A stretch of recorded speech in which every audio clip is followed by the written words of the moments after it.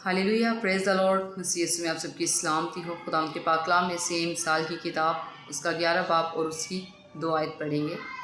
खुदा की कलाम में यूँ लिखा है, तकब्बुर की हमरा रुसवाई आती है, लेकिन खाकसारों के साथ हिकमत है। आमीन। जब हम खुदा का कलाम पढ़ते हैं तो खुदा का कलाम हमें सिखाता है कि तकब्बुर कभी भी किसी की ज़िंदगी में भी अकेला नहीं आता। वो जब भी किसी की ज़िंदगी में आता है तो वो अपने साथ रुसवाई को लेके आता है। उस शख्स को जिसके अंदर तकब्बुर आ जाता है, उसे गिराने का सामान साथ लेके आता है। और खुदा का कलाम हमें बताता है कि जो ढाली झुकती नहीं, वो काट दी जाती है और आग में डाली जाती है। और हम एक गीत भी गाते हैं, सदा नीविया रुखानू फल लगदा, जो झुकदा नहीं और टुट जांदा, ओनू आके माली कट देंदा, 2-4 दिनां विच सुक जांदा। हालेलुया। तो जिसके अंदर तकब्बुर आता है, जिसके अंदर गरूर आता है, जिसके अंदर घमंड आता है, उसके साथ रुसवाई भी आती है। और आसमान पे जो खुदा का एक करूबी फरिश्ता था,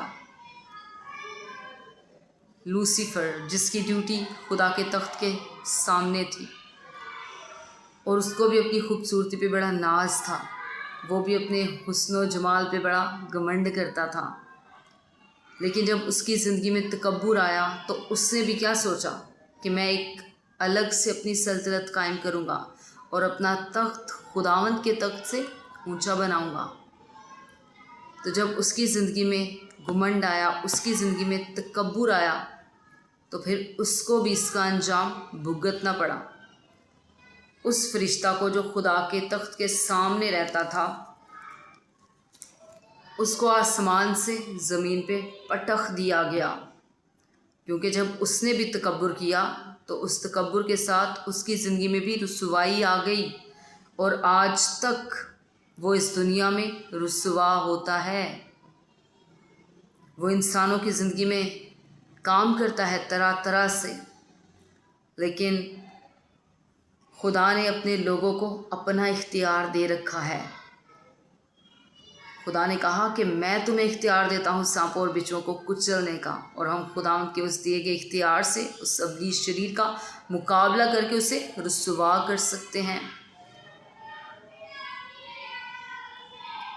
आगे लिखा है, लेकिन खाकसारों के साथ हिकमत है। खुदा का कलाम बताता है कि जो अपने आप को खाकसार बनाता है, जो अपने आप को हम्बल बनाता है, जो दूसरों को अपने से बेहतर जानता है, उनके साथ क्या है? उनके साथ हिकमत है। दूसरों की बात को तवज्जो के साथ सुनना, ये भी एक हिकमत है। दूसरों की बात सुनने से पहले ही अगर हम अपनी राय रख देते हैं या उससे पहले ही डांट देते हैं, तो फिर हमें हिकमत की बातें नहीं। लेकिन खुदा का कलाम कहता है कि खामोश रह तो मैं तुझे हिकमत सिखाऊंगा, मैं तुझे तरबियत सिखाऊंगा। तो अगर आप खुदावंद की हुजूरी से हिकमत को लेना चाहते हैं, तरबियत को लेना चाहते हैं, तो उसके लिए क्या है?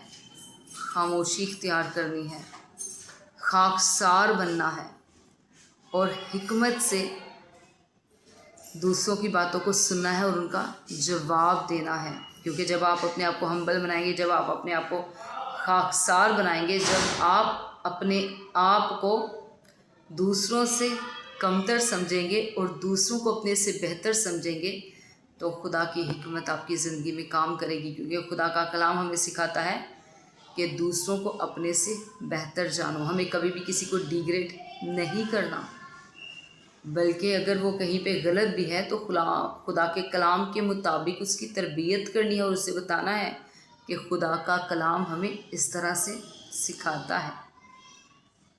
तो हासिल कलाम यही है कि जब भी किसी की ज़िंदगी में गरूर, तकब्बुर, घमंड आता है तो वो अकेला नहीं आता, बल्कि अपने साथ रुसवाई लेके आता है। इसलिए तकब्बुर से دور رہیں، حسد سے دور رہیں، گھمنڈ سے دور رہیں، کیونکہ یہ صفت جو ہے یہ خدا کے لوگوں کی نہیں ہوتی۔